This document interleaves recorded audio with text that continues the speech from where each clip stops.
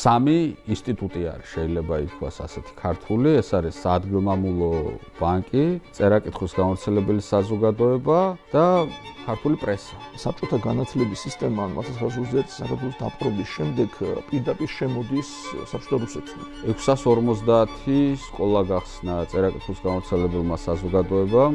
ანუ რა იგულისხმება ტერმინ კულტურულ რევოლუციაში? ანუ უნდა გაზარდო, უნდა მიიღო საბჭოთა ადამიანს. მიზანიც არის, ხო, რომ როგორი პროდუქტი უნდა შექმნან საბჭოთა ახალგაზრდასგან.